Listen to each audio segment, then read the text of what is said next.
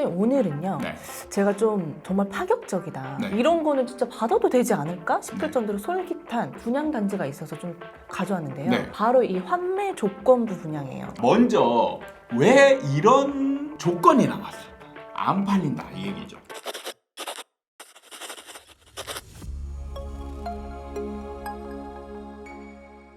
반갑습니다. 아파트 사이클 연구소 소장 이현철입니다. 배짜입니다. 반갑습니다. 네. 네. 소장님 오늘은요 네. 제가 좀 정말 파격적이다 네. 이런 거는 진짜 받아도 되지 않을까 싶을 네. 정도로 솔깃한 이 분양 단지가 있어서 좀 가져왔는데요. 네.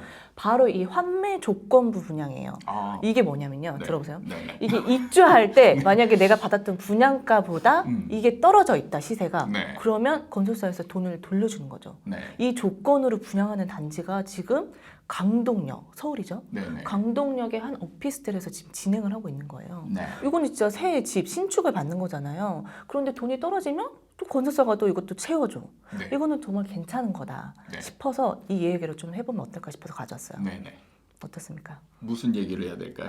받아라 이렇게 한 말씀만 해주시면 일단 다 들고 갑니다. 이제 다들 어떠세요? 네, 이거는 진짜 괜찮지 않나요? 이게 요즘 분양이 좀 안 되고 미분양이 많다 보니까 네. 뭐 이렇게 뭐 옵션이나 이런 혜택들이 좀 강한이 생기는 것 같은데 이렇게 돈을 또 시세까지 떨어지는 것까지 챙겨서 해주는 거는 좀 파격적인 것 같거든요. 네. 이거는 진짜 괜찮지 않나 싶어요. 참 이거를 얘기할 때 이제 제가 잘못 얘기하면 이 건설사를 그냥 근거도 없이 막 이렇게 깔거나 아니면 뭐 제가 그 어떻게 하면 홍보하는 그런 네. 게 될 수도 있기 때문에 네. 굉장히 조심스러운 부분이 있는데 어쨌든 사실 새로운 건 아니에요. 제가 분양할 때 있었던 겁니다. 네. 있었어요. 근데 이제 이게 자꾸 이런 현상, 어떻게 보면 현상, 이런 것만 이제 중심에 두고 생각할 게 아니고 이게 왜 생겼는지, 그 다음에 이게 만약에 좀 분양이 좀 잘 안 됐을 경우에라든지 이런 상황을 한 번 더 생각을 해보고 결정을 내리는 게 좋지 않나 이런 말씀을 드리고 싶은데 네. 먼저 왜 이런 조건이 나왔을까? 보면은 오피스텔이 뭐 지금은 안 팔리네 어쩌네 막 이러지만 2, 3년 전만 해도 오피스텔 분양할 때 난리가 났었잖아요. 그렇게 팔 때 이런 조건이 왜 안 나왔을까? 그럴 땐 경쟁률도 치열했으니까요. 진짜 이런 혜택이잖아요. 어떻게 보면 그렇죠. 이런 혜택을 주어지지 않아도 네. 너도 나도 와서 샀으니까. 그렇죠. 그러니까 뭐냐면 잘 팔릴 때는 이런 조건이 안 나온다는 얘기죠. 그럼 이런 조건이 나왔다. 그럼 뭐냐? 안 팔린다 이 얘기죠. 근데 이걸 수분양자 입장에서 생각했을 땐 정말 큰 혜택이다라고 생각이 들었는데 방금 소장님 말씀을 들으니까 이게 건설사 입장에서 보면 꽤나 큰 리스크 같거든요. 네. 이런 큰 리스크를 갖고서라도 이걸 꼭 진행을 이렇게 해야 되는 건지 왜 이렇게까지 하는 건지 그것도 좀 궁금해요. 저는. 이게 참 뭐냐면 예를 들어서 분양할 때 잘 팔리잖아요. 그러면 뒤에 가서 리스크가 약해져요. 분양할 때 잘 안 되면 뒤에 가서 리스크가 커지는 거예요. 그러니까 건설사 입장에서는 분양이 일단 잘 되는 게 제일 중요해요. 분양이 일단 잘 되면 나중에 가서 가격이 좀 떨어지더라도 사실 분양이 안 된 거보다는 나을 수 있거든. 그럼 어쨌든 이게 그 완판이 더 되는 게 중요하다 해서 이런 파격적인 조건으로 했었는데 만약에 잘 돼서 잘 팔리고 뭐 시세도 안 떨어지고 그럼 좋지만 네. 진짜 입주할 때 이게 시세가 떨어질 수도 있잖아요. 네. 그럼 이 건설사 입장에서 정말 이게 실제로 이게 돌려주느냐 네. 이 과거에도 있다고 하셨었잖아요. 실제로 이게 실효성을 따져봤을 때 진짜 돌려줍니까 이게? 이 부분은 좀 상식적으로 생각을 해보시는 게 제일 좋은데 네. 그러니까 사는 사람 입장에서는 나만 생각하는 거예요. 뭐 가격이 떨어졌으면 판매해달라고 하면 해주겠지. 건설사니까 해주겠지 라고 생각하는데 나 혼자면 충분히 해주죠. 근데 가격이 떨어졌다라는 게 가격이 떨어진 게 나만 해당되는 게 아니잖아요. 전체가 해당되면 실제로 일대 이게 만약 1억만 떨어져도 네. 천세 되면 1,000억이에요. 1,000억을 다시 내준다 생각해 보세요. 쉽냐? 아니거든요.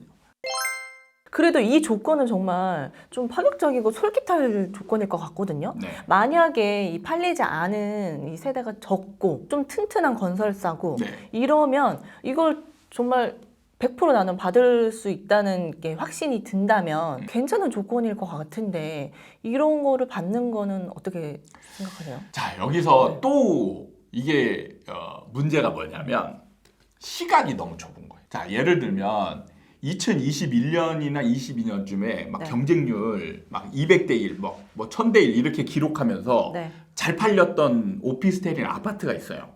그래가지고 그 당시에 피가 붙었어요.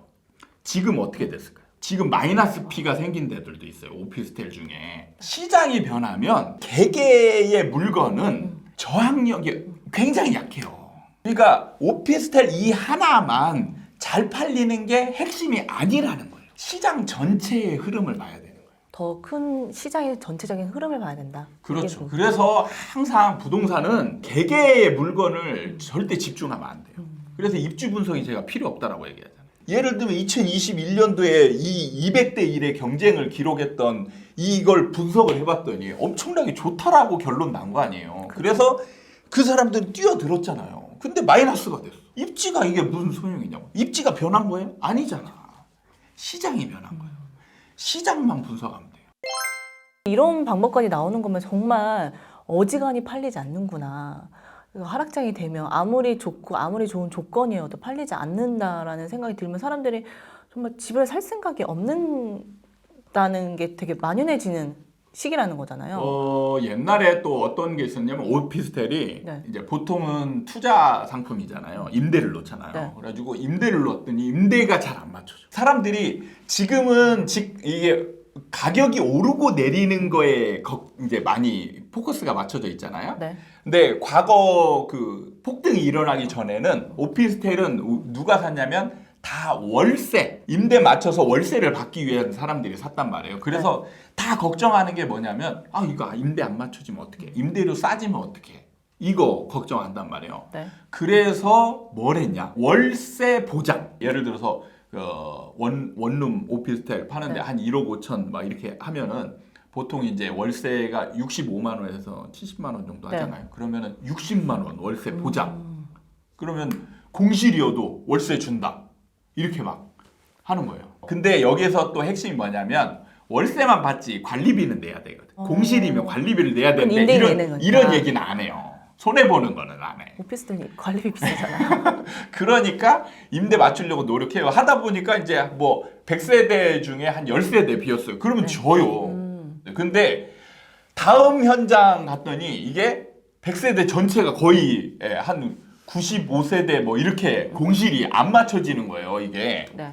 그러니까 그때부터 뭐가 되냐? 안 내주는 거예요. 얼마 동안 몇 달 내주다가 포기하고 막 싸우고 소송 걸고 막 이런 식으로. 그래서 보면은 책임 주체를 막 요상하게 다른 법인으로 만들기도 하고 막 별 수단을 다 써요. 그래서 여기서 신뢰를 주기 위한 막 여러 가지 방법을 쓰는데 잘 보시면 함정이 뭐가 있냐면 안 오른다는 거예요.